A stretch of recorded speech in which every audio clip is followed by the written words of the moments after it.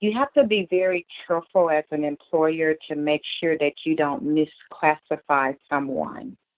Because if you treat them like an employee, but you pay them as a contractor, meaning that you don't withhold the taxes and remit the taxes on the employee's behalf, as well as match the taxes, but you're telling them what time to come in, you're telling them what their job responsibilities are on a day-to-day basis. So really it's like an employer has direction and control.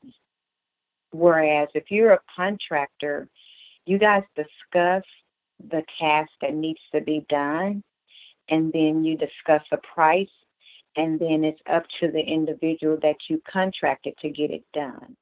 Hello, Team Eagle. This is Eagle Employer Services here, posting our very first podcast. We were lucky enough to interview Aquila Harper, CPP up at First RHR, and she gave us some great information. I'm your host, Mike, and this is Linwood Smith, and man, this is a lot of fun. Looking forward to it. Aquila has a lot of great information. I know you will look forward to hearing what she has to say and how it may concern your business.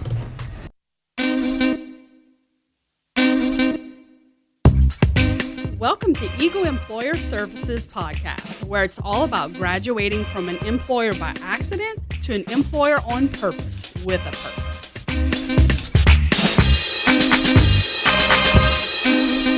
Well, you about ready to get started? I'm ready. So I take it it's going to be like a dialogue. You're going to ask me a question, and we're just going to talk like I'm sitting there, like we do when you come in the office. It's going to be very serious, and you can't get any questions wrong. Just kidding. Thank you, Mike. Well, Aquila, we were, as we've discussed and talked to a number of, let me start that over. Dad's scratching his nose here. I've done that before on TV, and they had to edit it all out and start over and come refilm everything. Look at this thing right here. What's on my computer thing? Oh man. Well, as we've discussed before, and we've talked to just so many contractors over the years, and I've been a contractor and I've known them, and from all of our experience, one of the things that's common for everyone to use is a 1099 for their employees, and one of the things we run into is why would I want to go from using 1099s to a W-2? And I guess the first question would be, what is technically a 1099? What type of an employee is that? A 1099 employee is typically a contractor, someone that's hired to do a job, and a price has already been discussed prior to them doing the job. So it's sort of like a contract, where... Sorry, and really the term 1099 employee, we use it because it's something, it's a term everyone uses, but really they're two different things. They're either a 1099 or they're an employee, but there's no such thing as a 1099 employee. Correct. You are either a contractor where you're responsible for paying your own taxes, and that's typically those that receive 1099. They pay their own taxes. But if you're an employee, taxes are deducted from your pay automatically. So if you get a 1099, that individual is responsible for remitting those taxes to the IRS themselves, versus on the other side where you're an employee, the employer deducts the taxes from your pay and remit it on your behalf. So that's the difference. And the incentive to do a 1099 if you're wanting to pay somebody versus a W-2 employee is there's a few taxes that are applicable on top of that, where if you 1099 it's just straight wages. Is that correct? Well, if you are an employee, for an employer, the employer has to match the FICA portion and the Medicare portion of your taxes. So as an employee, when we get our paychecks, we're in the state of Texas. There is no state withholding taxes. So as an employee, we don't pay state taxes, but we do pay federal, and we do pay Social Security, which is called FICA, and the Medicare portion, which is for later in life, hopefully, if some of us have security checks. But the employer has to match that Social Security piece, not the federal piece or the FIT, as people will see that on their paycheck stub. They just match the FICA and the Medicare portion. Whereas if you're 1099, you are responsible for all of that yourself. And you do realize that employees that are paying into that Social Security, the whole purpose of doing that is in hopes of someday retiring and being able to draw Social Security. But I will tell you, the workforce right now is funding the Social Security checks for the boomers and stuff that are receiving Social Security now. Yes, and has been doing that for a while. Correct. But regardless, when you so you have a 1099, and he's basically supposed to be a contract, which means he's not a daily worker. He's not somebody that is directed what to do on a daily basis. Is that correct? That is correct. Being a contractor, it just means that you're responsible for everything. You know, your own medical coverage. We don't offer you 401k and dental, vision. You're pretty much there to do whatever job you quoted the employer that you would do. You discuss the job, you discuss the timeline, and you discuss the pay that you want to receive for doing the job. As an employer, when you hire a contractor, you are not in control of how the work is being performed. You don't dictate to them, take a lunch, take a break, or anything like that, because that would be considered an employee. The contractor uses his own tools, provides most of the time his own, I guess if it's a job where it requires other workers, he would have his other laborers. So it's totally different from an employee-employer relationship. In an employee and employer relationship, the employer pretty much dictates the job that is done, the time frame that it needs to be done in, and they also offer them benefits, whereas you wouldn't a contractor. Are there exceptions to the rule when when what you would think falls under that category as an employee would actually be considered a contractor? I know, like hair salons and mechanics, a lot of times, I guess it's since they bring their own tools, that would be kind of the differentiator that would make them, I know commonly they are 1099 rather than W-2 employees. What differentiates the two in that circumstance where there is some things that seem to look like they would match the W-2 employee model, but, they're showing up to a central location every day. They're, a lot of things, maybe even dictated hours, yet they're somehow like an exception to the rule.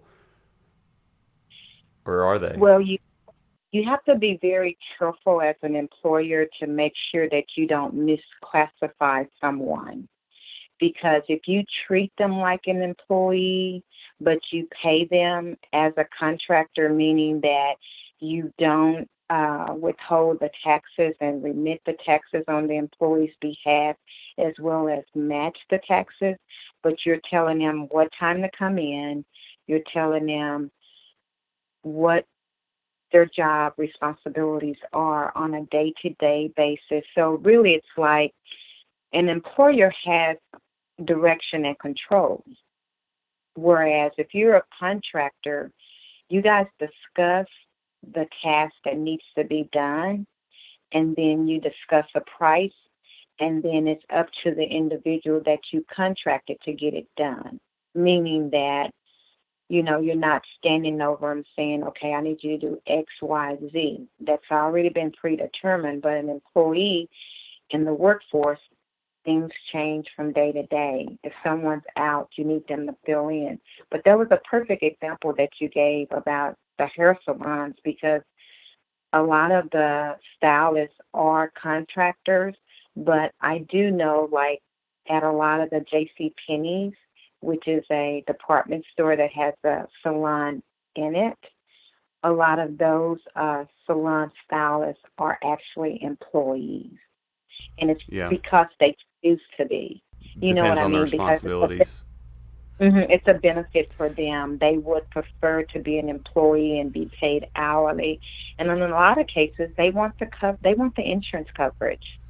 I have one more question, Aquila. I'm sorry, I apologize for interrupting, but so let's say, is there a situation where your actions overrun your contract? For an example, let's say that someone has you've signed a paper and you are a DBA, and you're an individual and you've got your Social Security, but it's a Linwood DBA framer, and so I get a check, but from him every week. I get told where to go to work, what time to show up, what I'm doing, and all of the actions that I'm doing. I get paid a weekly check based on being told and directed as to what to do. I didn't bid the job. I'm being treated like an employee, except for the fact I'm getting a 1099 because I am a subcontractor and I'm being paid as a Linwood framing. Is there a point where the IRS overlooks that because I'm being paid as Linwood framing versus Linwood Smith, yet being treated like an employee? That's a little dangerous, and let me tell you why. You don't hire a contractor to work for you an entire year after year after year. A contractor is basically someone that's bidded for a job, maybe not necessarily bidded, but they're coming in to perform a function that perhaps your employees cannot do. But if you have this person around consistently, then that's a red flag, because are they really a contractor, or should they really be an employee? Okay, and then how is a W-9 used in relation to a 1099? The W-9 is, I think, the best way to describe it is when you're an employee, you complete a W-4. And on that W-4 or an I-9, you're putting your Social Security number, et cetera, everything about you so that you can be paid properly. That's, in essence, is kind of similar. That's what a W-9 is for a contractor. They are providing us with either their federal ID number that they've received under their business, and in some cases people use their socials, but they're providing us the information like their name, their social, or their FEIN and the address, so that the 1099 is, mailed out correctly. Okay, I see. Very interesting. I didn't know that. The 1099 deal is so common. Like in our area, construction is booming, and so we're very familiar with it, and we know a lot of people just in our. I mean, anyone that knows construction knows, man, everyone's 1099, and a lot of times I'll hear that there's a W-9 used, and I think there's the impression that it adds like a layer of protection. I think a lot of times people know they should probably be 1099, but I mean or probably be a W-2 employee, but I do the 1099 and I do the W-9, and it almost feels like there's this impression of, well, if I do all those things, it's like a layer of protection Is that the case or no? No, that's not the case. Again, mainly it's for information purposes so that they're keep in mind an employer is going to report the 1099 data to the IRS, just like to the Social Security Administration, just like they are the W-2.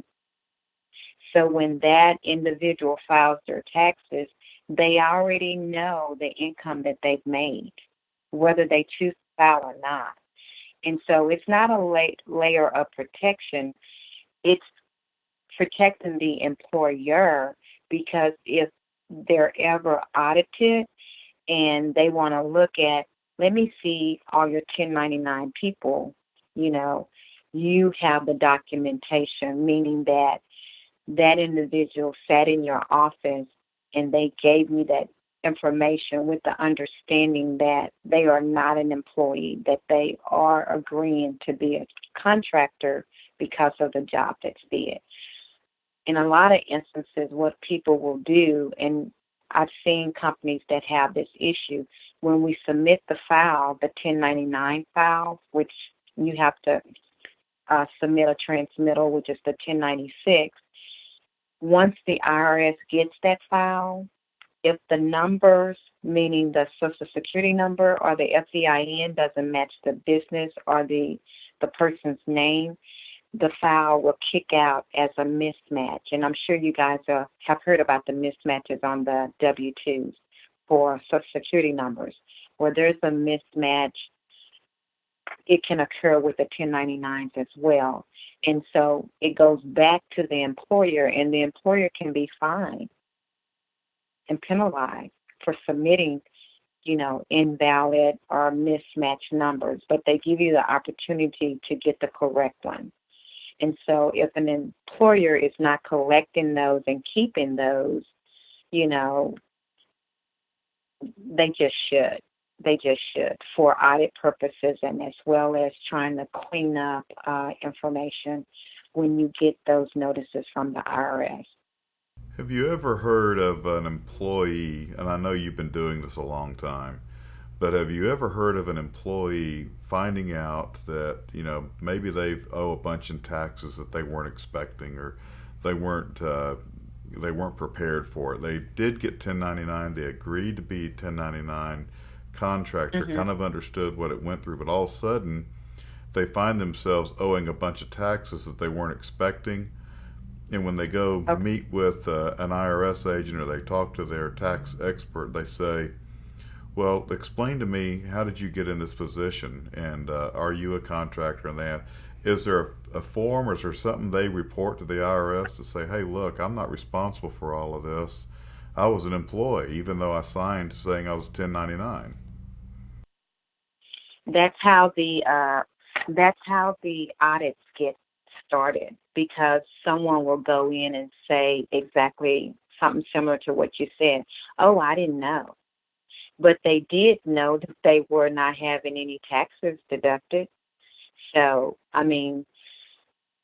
for defense for the employer, one, you have that W-9 on file, and two, you will have in your records where you paid them for whatever job, and you just have to be able to substantiate that regardless of what that individual tells one of the representatives on the government level.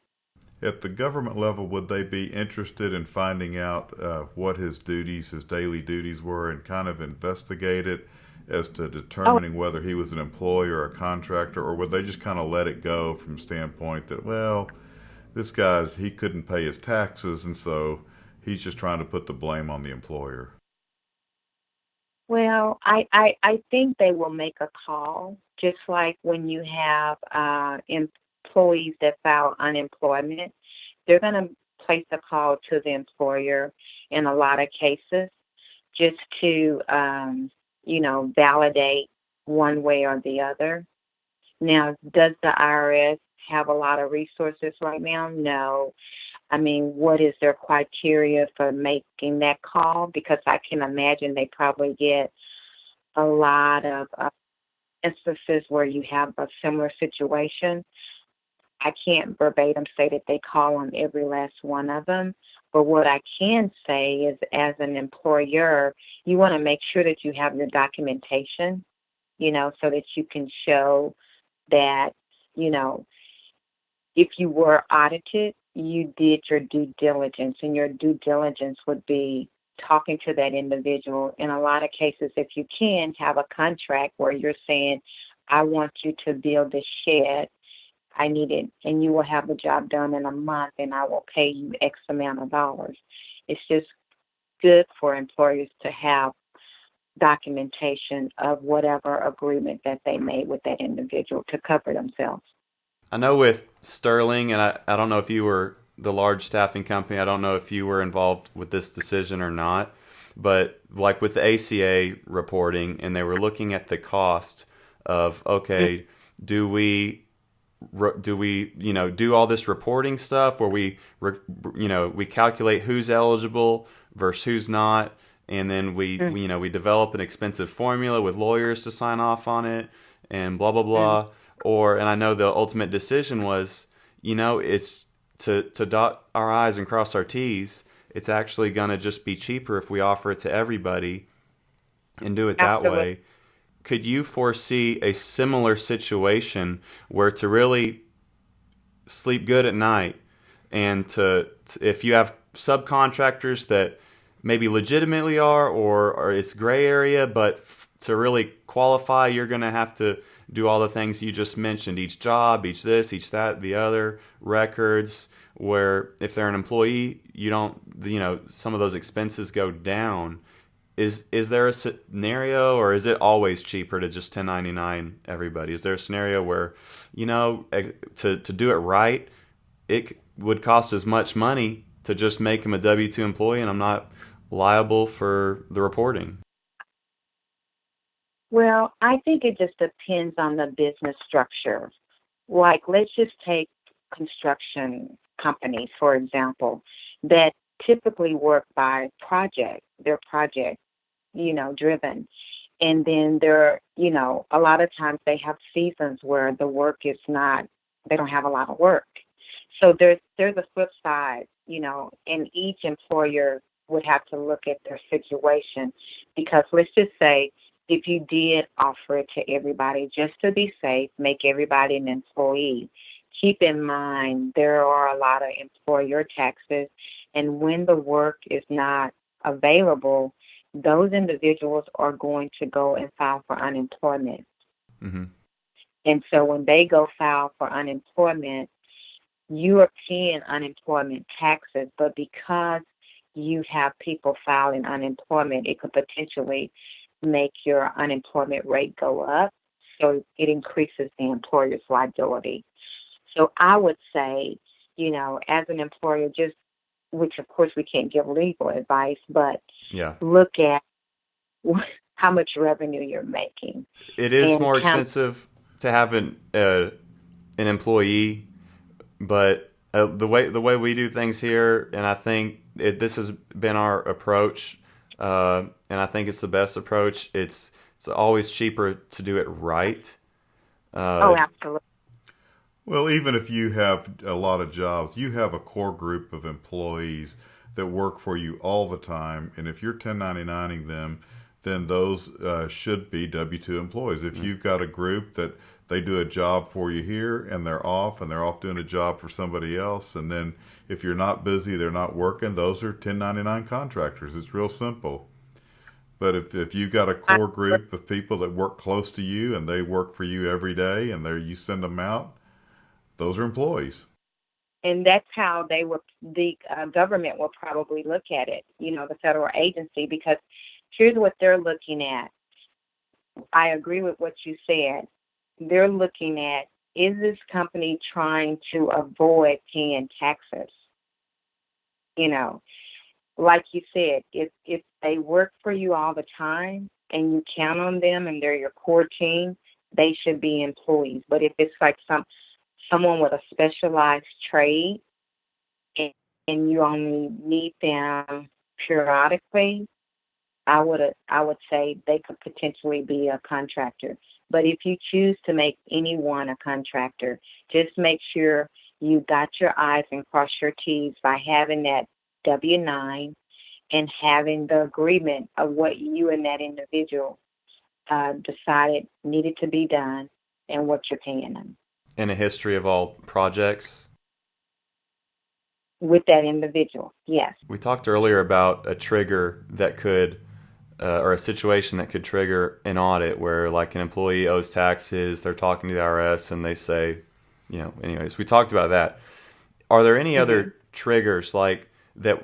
Is there any other situations that you know of that could trigger an audit? For instance, if an employee has one 1099 from one person for all their wages, or six, I know if it's a majority of their wages even, or year after year, like, is that a situation that could trigger an audit from the IRS? Say, this doesn't look like a 1099 contractor if they only have one, 1099. I don't know. Is that a situation that could trigger an audit, or do you know of any other situations? When it comes to 1099, typically the person cannot be both an employee and a contractor in most cases. That's a red flag. What if they were only a 1099? Say I'm working for Eagle, and year after year, Eagle 1099s me. I'm not a W-2, but year after year I get 1099, and when I submit my taxes, 100% of my wages are from, or not wages, 1099 earnings or whatever you want to call it.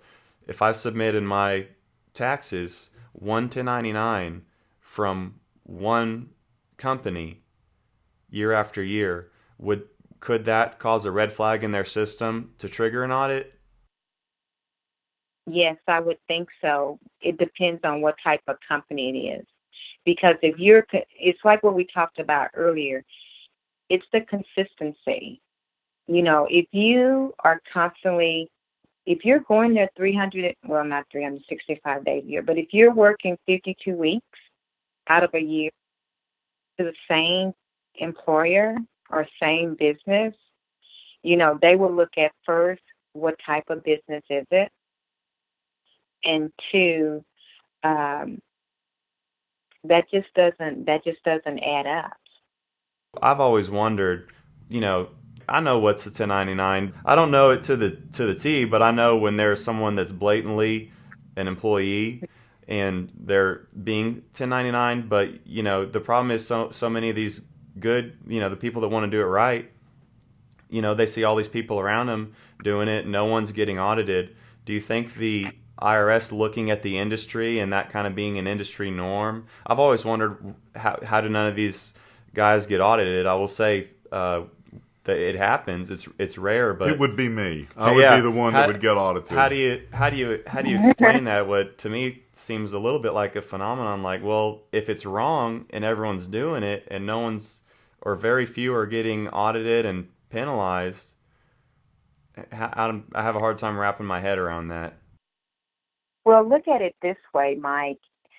If it's construction, if it's a roofer, we know without a doubt that they will not consistently work all the time, because there will be time. There's the winter, where you're not going to be on the roof if it's snowing or if there's ice on the ground.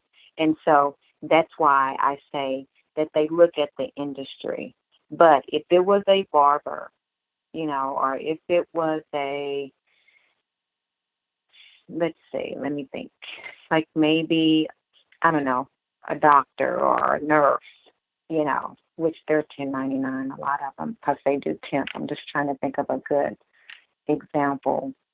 But if it's anything that you are consistently doing, probably a nurse wouldn't get in, they wouldn't even look at that much, because a lot of them, they don't want to be employees. They want to go from location to location. They enjoy doing that. Okay. But let's say our company, if it was a staffing company, probably not, because you are going to that staffing office who has direction of control of where you go next. Well, it sounds like to me there's room for these guys to 1099 people that do work for them inconsistently. And Yes. but there is, and like you said, because of the fact that they work inconsistently, verifies that they are 1099 contractors, even though maybe technically they're having them show up at work early and they're giving them their hours. The other side of it is it's not regular work, and so there is a sense of rationale that goes into can I enforce this being 1099 subcontractor versus being a W-2 employee? Right. Because you're going to have a period where you don't have anything for them to do. So what are you going to do? Lay them off? Yeah. I'm afraid I don't want to come across to anyone listening like, hey, you should never 1099 and all this. The best way to succeed long term is to do it right. And that's our goal here. Thank you, Aquila, for being with us today. It was a pleasure to be with you guys. I mean, ultimately, my goal and the reason why I do what I do is, one, I enjoy it, and then I like helping people. And like you say, there's a little work on the front end, but it pays off on the back end a lot. We've seen it week in, week out. We've seen you. We work with you. I don't know if the listeners know, we work with Aquila and what we do here at Eagle Employer Services. She's a part of our corporate team. You're the CPP? Yes. And man, she's incredibly brilliant. If you'd like for her to be on your team, you're welcome to join us. Or if you have a question about a 1099 person, say, how do I do this right? We're also available to come talk to us. If you wanted to use us, great. But if you say, hey, I know Joe Guy over here, I'd like to turn this guy into a W-2 employee, but I'd like to use him, that's great too. We just want to feed you good information and be a support system. And Aquila, thank you so much for helping us out today. Our very first podcast. Hopefully it's a huge success, and it'll be like an honor to say. I don't know about that, though, but you never know. Well, you were our first guest, Yeah. and it was unanimous. We said that Aquila has to be our first guest. So thank you so much. Well, thank you guys for having me. I feel honored, and I was more than glad to do it for you. Anything we can do to keep people compliant out there, I'm for it. Amen. And Aquila, have a great vacation. Thank you so much. All right, we'll talk to you soon. All right, bye-bye. Bye-bye. Thank you, everybody, so much for watching. If you enjoyed this video, please like, follow, subscribe, whatever platform it's on. We're going to have it on a bunch. We really appreciate it. We look forward to providing more great material with you in the future. And remember, be better at business with Team Eagle.